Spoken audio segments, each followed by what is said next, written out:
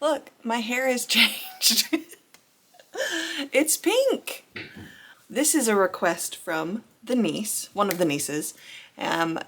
She's 4. And when they came to visit last, she went, Aunt Emily, why do you change your hair color every week? And we laughed, and it was very cute.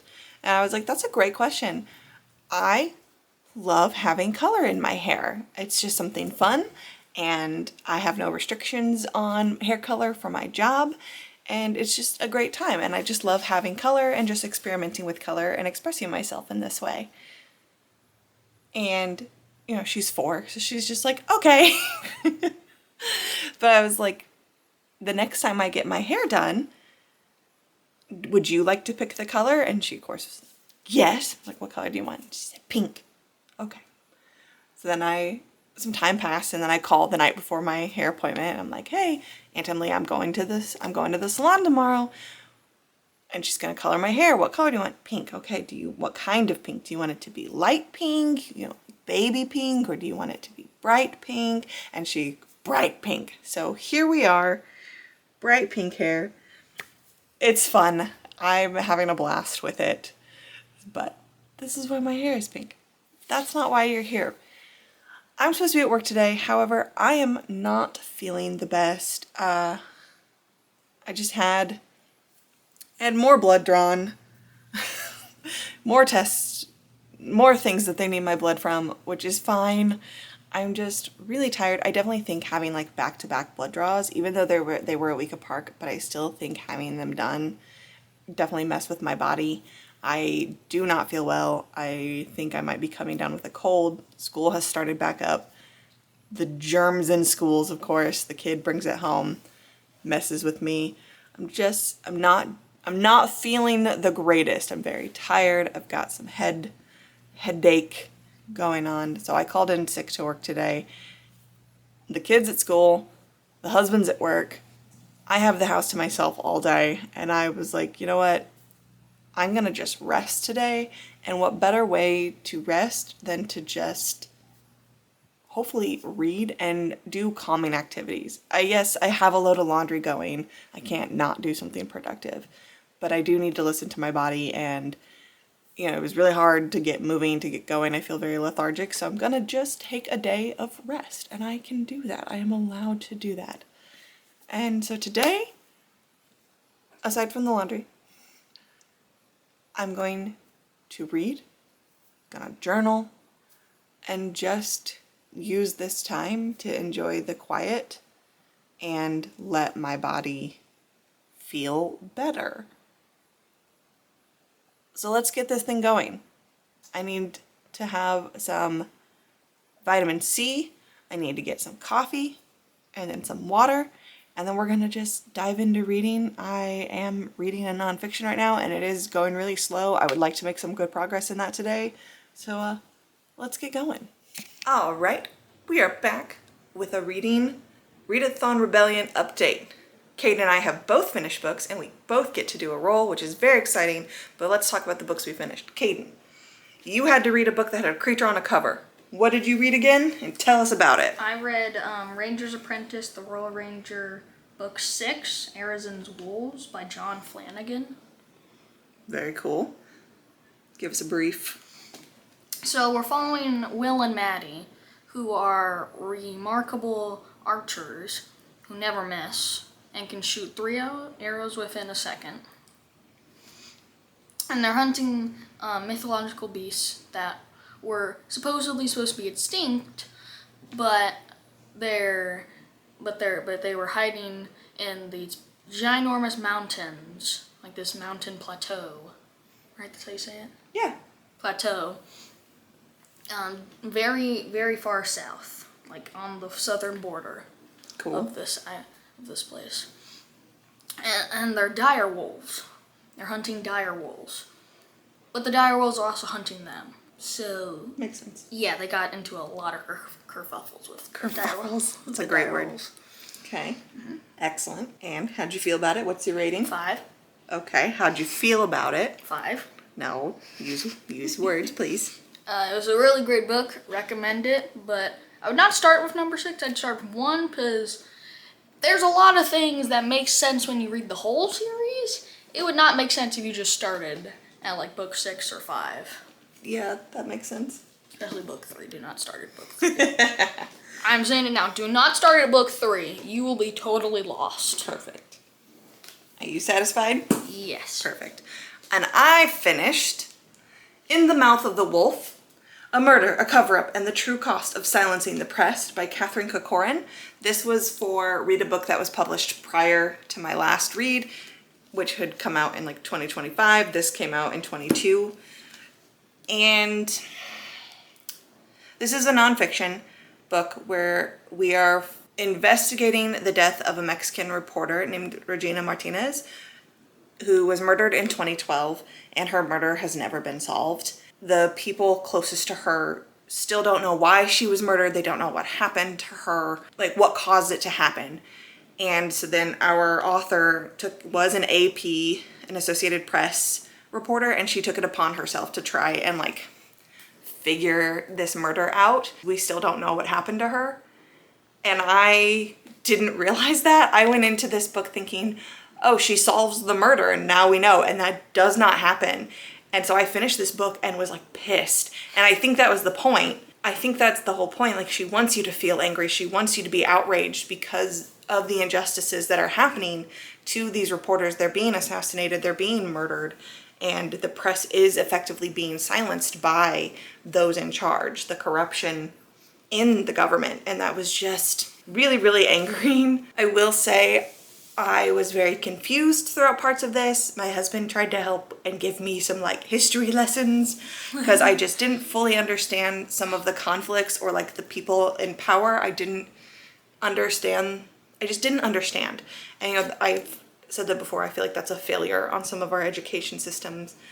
US is so US centric and so US focused that like I don't know some of the things that are happening in other countries, and I find that so infuriating. That's just the word for this book. It's like I'm just angry. I'm mad. I would love to give this higher, but I think at most I can give this as like a 2.5. Like, it's an average for me. It's just an average book. 2.5 is the median of 1 to 5. Yeah, it's just the lowest I've heard you give. I know. It was so confusing, and I didn't feel as if I really understood all of it, all of the magnitude, and I just wish she had given more detail, more information that was clearer. We also jump around in time a lot, and I was really confused as to what year we were in, where in the timeline we were in. She would say one thing, and then we would be like, back it up, and that was not clear. There were also like grammar mistakes and grammatical errors, and just like it wasn't edited fully.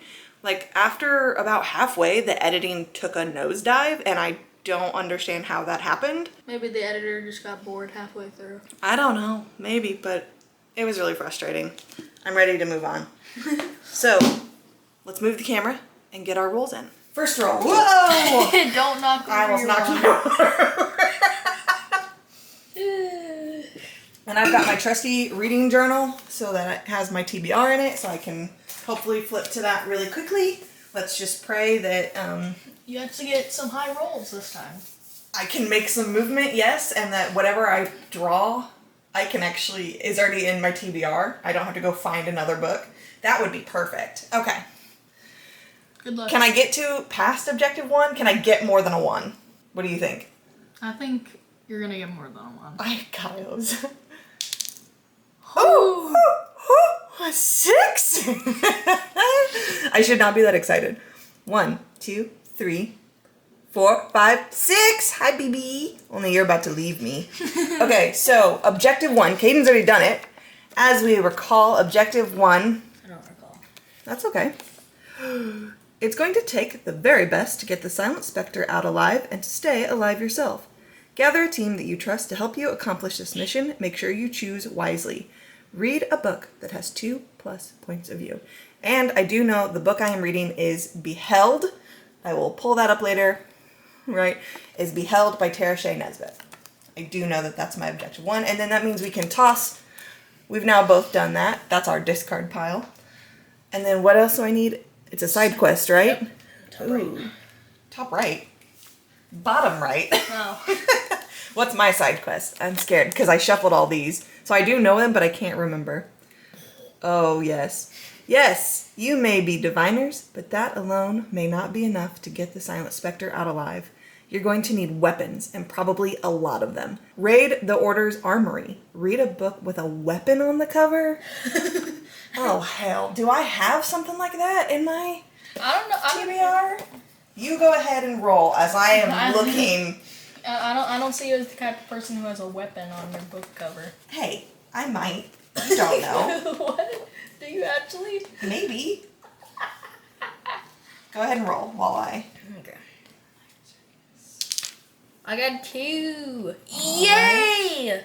Oh, hey. So that means on your next one, you could take the bridge. Okay, I want to... Can you... Yeah, there's a little bridge there. So on his next roll, you have to... What's your... Oh, a roadblock. We haven't had a roadblock yet. Okay, does a car count as a weapon? A car! I don't know. One of the key members of the mission has fallen ill. You need them, but you know that others cannot afford to get sick. Do you try to heal them quickly or ask them to stay behind? Okay, hang on. So make your choice. Do you try and heal them or do you ask them to stay behind? Because whatever you choose is what type of book you have to read. And I want you to go with your gut for what you would do. I don't know why, but my brain really wants them to leave them behind. All right, Don't leave know them. why. No, that's okay. This is your adventure. Okay, so leave them behind. So if you're gonna leave them behind, so stay behind. Read a book on your own TBR. So that would be a book that. Oh, I do have a book that I do want to read. So something that we own that you haven't read yet. That's what that means. impossible. Because I've read all the books I own. That's okay. That's what it means by an owned. You can move your hand. The owned TBR is something that we already have that you haven't read. So that would be hard for you. So what's the other option then? Because we might have to do the other option. Darn, I wanted to really leave them behind. I know, but we can't do it because you've read all of your books. Read a book with a light source on the front cover. Oh, okay. So Like a light bulb or a torch or something. or a sun. Like look at the book you just read that had a creature. Like this is a light source. Oh. Because like that's the moon or the sun. Like that's a light source. So any of the books you haven't read from the library, we'll go look. We're gonna go look at our stuff and then we'll come back. Okay, we found our books. Kaden. What's your book that has a light source on the cover? A gamer's attempting connection. Back up a little. Headlights. Yeah! Headlights. We're counting it. We're counting headlights. That looks cool. Yeah, can't get it full. There we go. Yeah, by Perfect. E.C. Myers. Yep. First book in a series. Okay. And then my objective one, Beheld by Tara Shea Nesbitt. This has multiple POVs. We've already discussed that. And then I have Nimona. I have never read Nimona. But he's got a sword. That's a weapon. So And a I will be reading these two, and hopefully I can get through these fairly quickly. Okay. Don't forget the cyborg arm. He could blast stuff out of Okay, that. see you later. I have finished a book. I am so far behind on my TBR and playing this game. Sorry, Kennedy is right here that you can see her body. And she's just so snuggly. She is. I love her. That pretty girl. Yeah, I love you. Yes, you are. Anyways. Sorry. I have finished Beheld by Tara Shea Nesbitt. And this was my objective number 1 book for the Reading Rebellion. The Rebellion Readathon. I can never get this name right. It had multiple 2 or more POVs, and it was also, for my September TBR, it is my family book club pick. I picked it for the family book club. I am giving this, I'm torn between like a 3.75 and a 4. I can't quite tell if it's quite a 4. I don't know. I really enjoyed my time with this though. I can't say that I loved it, but I did really enjoy my time with it.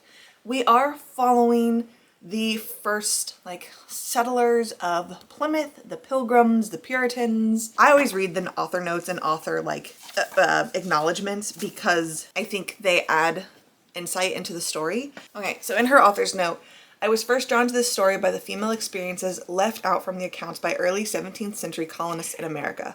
Particularly, I was intrigued by the knowledge that William Bradford, who wrote the history of the Mayflower passengers, in his book of Plymouth Plantation, scantly mentions the death of his first wife, Dorothy. That's where it all started, and she went down this rabbit hole of researching what happened during the Mayflower and all of those, and how did the people settled here. And then she created this fictionalized account of what it would have been like for these first individuals. And we have the people who were leaving England because of religion, but we also have people that were leaving that weren't part of that religion, but were trying to just better themselves, as we always have for America.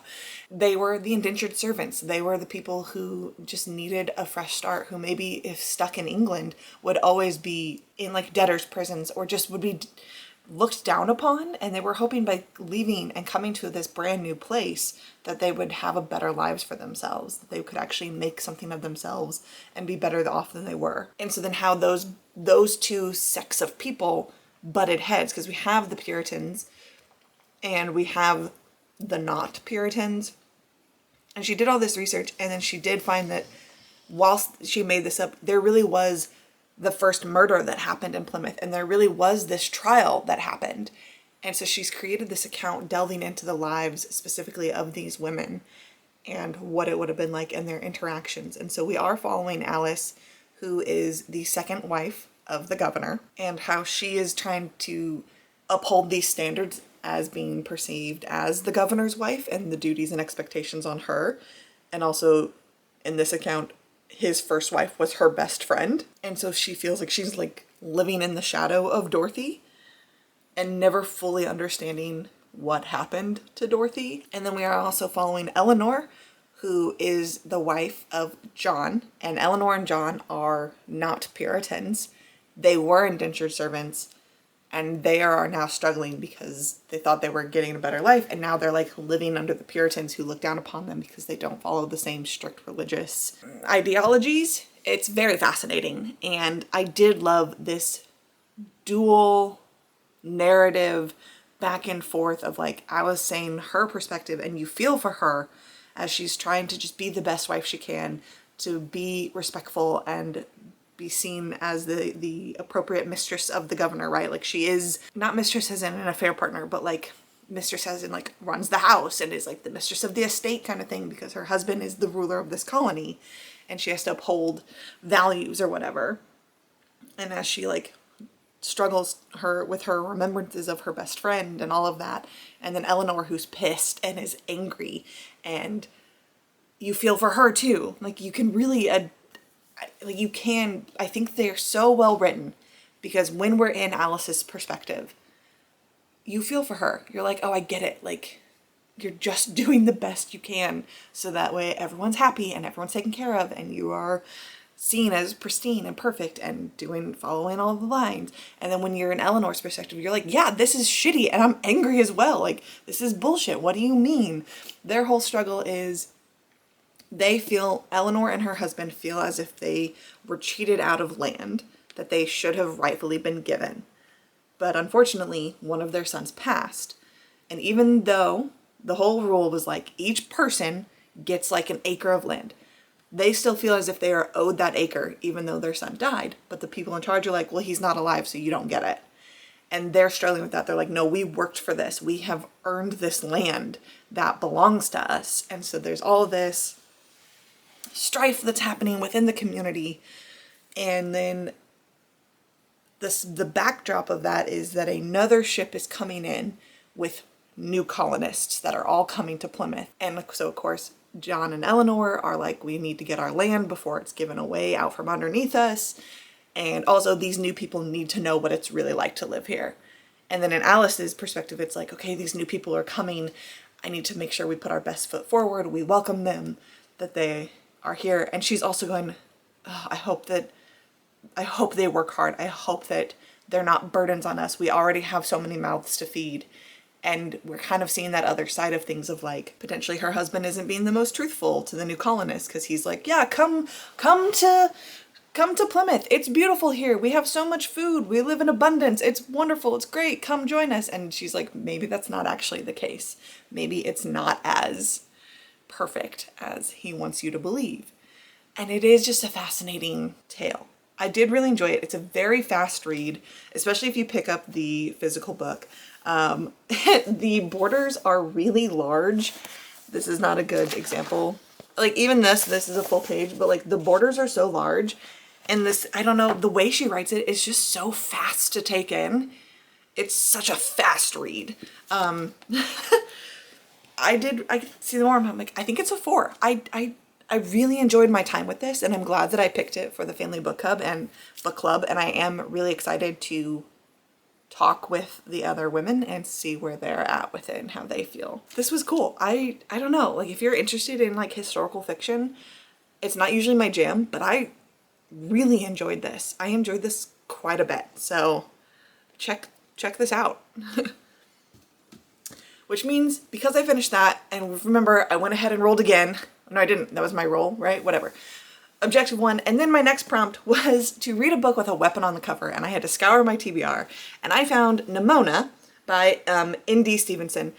This is an old copy. It has their old name, which I'm not going to say. They do go by N.D. now. So this is by N.D. Stevenson. This has been around for a long time. The weapon on the cover is a sword.